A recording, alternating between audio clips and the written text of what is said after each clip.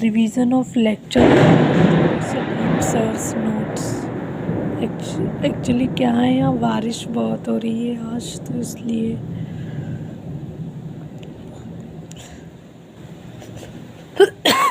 Now I will explain you each and everything.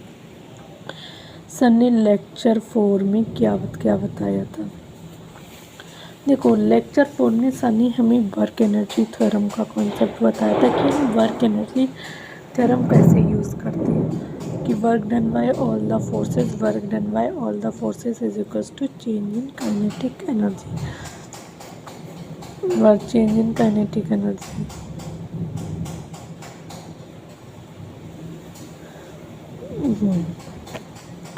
होता है, ये कैसे यूज़ करेंगे। जैसे ये कोई बॉल है यू, यहाँ से हमने इसे ड्रॉप किया एच हाइट से, फाइनली ये ग्राउंड पे इसकी ये पहुँची वी फाइनल वेलोसिटी। देखो, सर ने कहा था कि जब भी आपसे वेलोसिटी या स्पीड कुछ भी पूछेगा तो हम एक बार वर्क एनर्जी थ्योरम के बारे में ज़रूर समझेंगे। ड्रॉप किया ये एच हाइट नहीं छोड़ रही या फिर हमने यू वेलोसिटी से फेंका, एच हाइट नीचे पहुंचा, यहाँ पर फाइनल वेलोसिटी, या हमने ऊपर की तरफ यू वेलोसिटी से फेंका, फाइनली ये ग्राउंड पे आया वी फाइनल, या तो फिर हमने हॉरिजॉन्टल में यू वेलोसिटी दे दी, ये फाइनली ग्राउंड पे आया वी फाइनल, या हॉरिजॉन्टल में किसी थीटा एंगल पे वेलोसिटी दे दी तो ये फाइनली ग्राउंड पे आया वी फाइनल। देखो, इन सब केसेस में work done by all the forces का मतलब वो कोई भी फोर्स हुई, जैसे मतलब कोई भी एक्स वाई जेड, सब वर्क एनर्जी थ्योरम तो सब में वैलिड है। लेकिन यहाँ पर देखो, सब में सिर्फ और सिर्फ ग्रेविटी का वर्क है, ना किसी में स्प्रिंग है, ना फ्रिक्शन का कोई काम, तो इसलिए सब में ग्रेविटी का वर्क है। तो हम वर्क डन, तो पहले वाले केस के लिए वर्क डन लगाएंगे तो ग्रेविटी का वर्क कितना है पहले वाले केस के लिए। यहाँ पहले वाले केस के लिए mgh है, एच हाइट नीचे डिस्प्लेस हुआ है, प्लस और कोई वर्क है ही नहीं, is equals to change in kinetic energy. Initially drop किया तो इनिशियल काइनेटिक एनर्जी 0 है, final half m v square minus initial तो 0 ही है, तो यहाँ से हमारी वी फाइनल √2gh आएगी।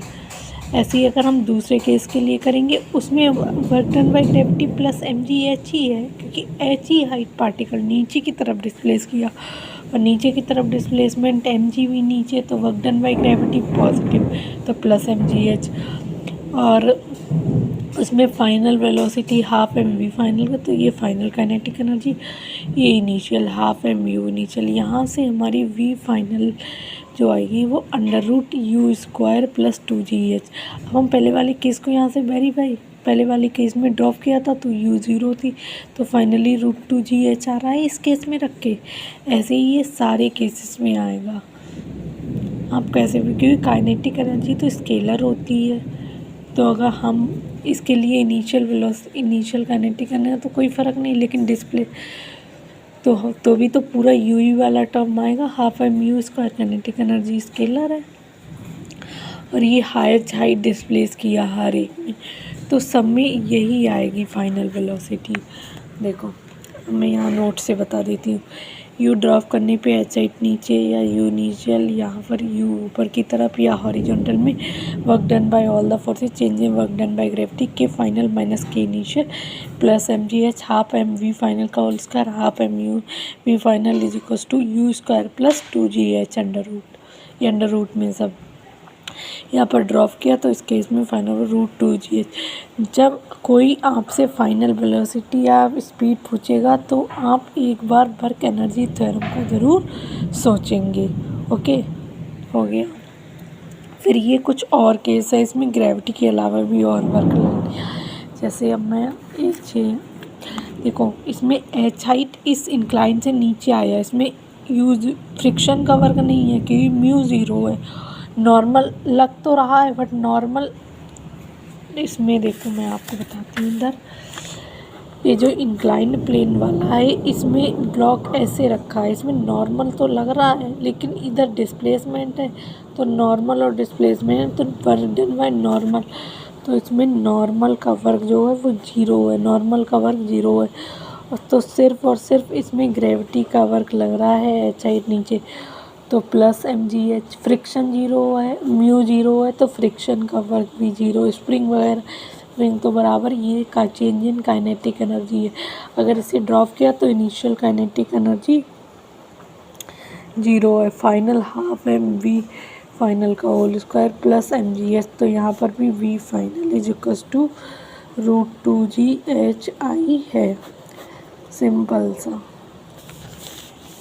अगर मान लो यही इंक्लाइन होता, इसमें म्यू नॉट इक्वल टू 0 होता, यानी म्यू 0 के इक्वल नहीं होता, तो और एच हाइट से ये कोई ब्लॉक डिस्प्लेस हुआ है, मतलब ड्रॉप किया है हमने, और यहाँ पर फाइनली ये वी फाइनल कितने से पहुँचा ये हमें बताना है।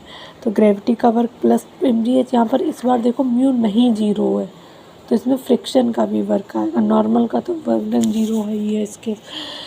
फ्रिक्शन, अब देखो फ्रिक्शन का वर्क इसमें कैसे लगाएंगे, नॉर्मल इधर, डिस्प्लेसमेंट इधर इंक्लाइन के। अब नॉर्मल का वर्क तो इसमें mu m g cos theta होगा, mu m g cos theta के बराबर होगा। वो कैसे होगा, म्यू इंटू एन होता है, यहाँ पर normal m g cos theta के बराबर होगा, क्योंकि एम जी नीचे है, थीटा ये थीटा एंगल पे लग रही है, तो इधर इंक्लाइन प्लेन के along component m g sine theta होगा, इधर एम जी कॉस थीटा होगा नीचे की तरफ, वो नॉर्मल के बराबर होगा। तो फ्रिक्शन का वर्क म्यू इंटू नॉर्मल, तो mu m g cos theta होगा। अब ये मान लो इंक्लाइन प्लेन की लेंथ एल है, तो एल लेंथ आया है, तो mu m g cos theta into l, friction motion के अपोजिट लग रहा है, तो minus mu m g cos theta into minus mu m g cos theta into l, और इसे हम चेंज इन काइनेटिक एनर्जी के बराबर रख देंगे, इसे हम चेंज इन काइनेटिक एनर्जी के बराबर रख देंगे। तो सिंपल सा यही केस है। तो इसके लिए कैसे लिखा हमने वर्क एनर्जी थ्योरम, इसके लिए आई होप आपको समझ में आ गया होगा। देखो, work done by all the forces, gravity का वर्क है, फ्रिक्शन ये सब नॉर्मल, व final velocity is √2g, friction not equal to 0। तो कैसे ये तो वर्क ग्रेविटी फ्रिक्शन नॉर्मल, तो इसमें ग्रेविटी और फ्रिक्शन का वर्क है, नॉर्मल का तो 0 है इस केस में भी, plus m g h minus mu m g cos theta into l half m v square. अब सेम इधर ये भी सिंपल केसेस है, मैं ऐसे ही आपको पता, एच हाइट नीचे आया, ड्रॉप किया, ग्रेविटी का वर्क है, तो we final √2GH। H height ऊपर से फेंका, सिर्फ और सिर्फ ग्रेविटी का वर्क है, तो plus m g h half m v. इसमें इनिशियल वेलोसिटी कुछ दी है, तो इनिशियल एनर्जी कुछ है, एच हाइट से ड्रॉप किया, ग्रेविटी का वर्क है सिर्फ, तो प्लस एम जी एच यहाँ पर भी ड्रॉप किया, तो वी फाइनल इज इक्वल, यहाँ पर देखो ड्रॉप किया, लेकिन इस सरफेस पे भी फ्रिक्शन 0, ऊपर वाले पे भी, इस पे भी फ्रिक्शन इज इक्वल टू 0, इस पे भी फ्रिक्शन 0, इस पे भी, तो ग्रेविटी का वर्क है सिर्फ और सिर्फ। तो लो देख लो आप लोग एक बार वीडियो को, चाहो तो यहाँ पर पॉज करके और ये पूरे पेपर का आप रिव्यू ले सकते हैं। सेम सर ने बस यही लेक्चर 4 में बस यही वर्क एनर्जी थ्योरम की क्वेश्चंस को लिखना सिखाया था। अब मान लो 2-3 केस आपको और समझाती हूँ मैं।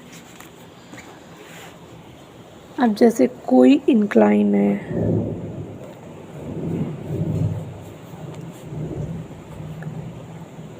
आपसे यहाँ पर वी फाइनल वेलोसिटी पूछा, इसमें फ्रिक्शन 0 है, यहाँ पर फ्रिक्शन नहीं 0 इज़ नॉट इक्वल टू 0, और ये एच हाइट से ड्रॉप किया है कोई पार्टिकल यहाँ से, तो अब मुझे पता है इसमें वर्क डन बाय ग्रेविटी होगा, एक जगह फ्रिक्शन नहीं 0, वहाँ पर फ्रिक्शन, वो चेंज इन काइनेटिक एनर्जी के बराबर होगा। वर्क डन बाय ग्रेविटी तो प्लस एम जी एच, इस वाले सरफेस पे फ्रिक्शन 0 है, तो इसका इस वाले सरफेस फ्रिक्शन का वर्क यहाँ 0 होगा, यहाँ work done by friction not equal to 0 होगा। यहाँ फ्रिक्शन का कितना वर्क होगा, फ्रिक्शन का वर्क मोशन के अपोजिट यहाँ लगेगा, क्योंकि चल रहा है ऑब्जेक्ट, तो माइनस तो आएगा ही आएगा, म्यू म्यू इंटू नॉर्मल, यहाँ पर नॉर्मल एम जी के बराबर, और मान लो इसकी लेंथ एल है तो एल लेंथ तक फ्रिक्शन लगा माइनस म्यू एम जी, तो आप यहाँ पर minus mu m g into l बराबर चेंज इन काइनेटिक एनर्जी। यहाँ से अगर ये ड्रॉप हुआ तो half initial kinetic energy zero, final half m v final का होल स्क्वायर माइनस जीरो। तो यहाँ से आप वी फाइनल निकाल सकते हैं। ये सिंपल सी इक्वेशन। अगर मान लो यहाँ पर इसी सरफेस में friction not equal to zero होता तो इसकी इक्वेशन क्या होती, तो होती plus m g h minus mu m g cos theta. ये mu m g cos theta कैसे आए, इससे पहले ही फ्रिक्शन का इंक्लाइन वाले पे मैं बता चुकी हूँ। Minus mu m g. अब अगर मान लो इंक्लाइन प्लेन की हाइट h है minus mu m g cos theta into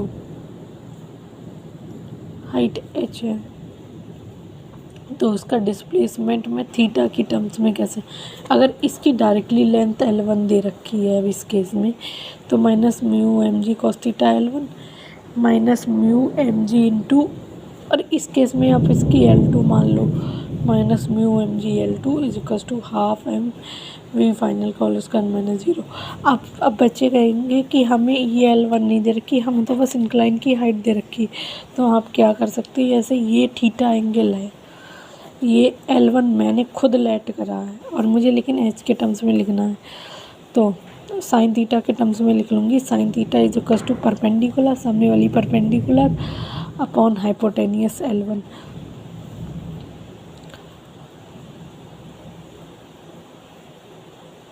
perpendicular upon hypotenuse, तो इस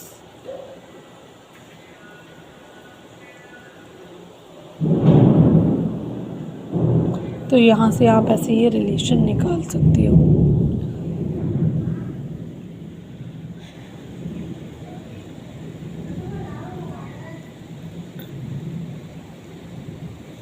सही है।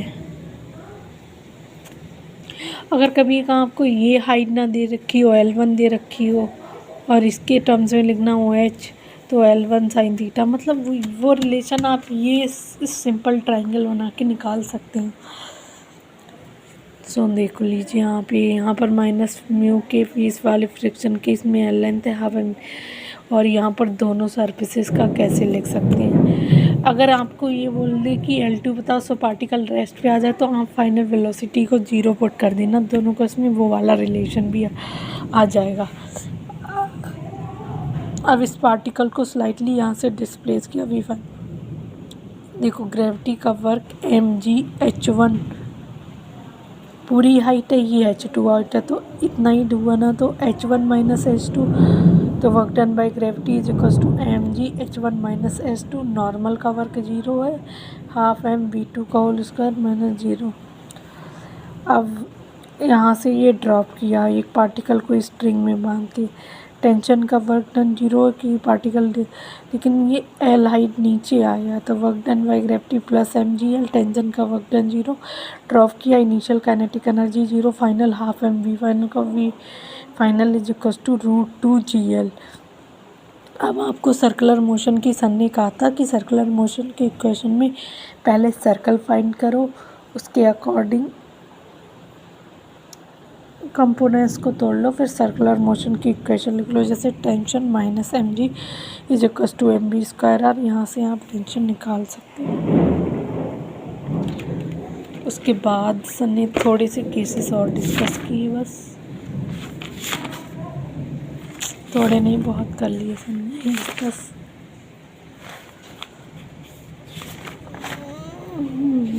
Work done.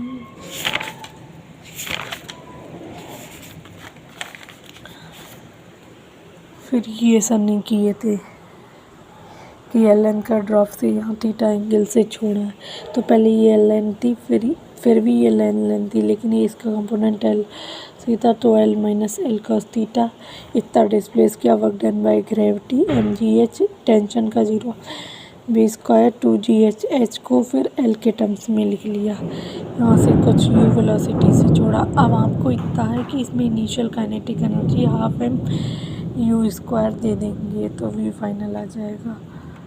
फिर सी से लेके बी तक वर्क एंड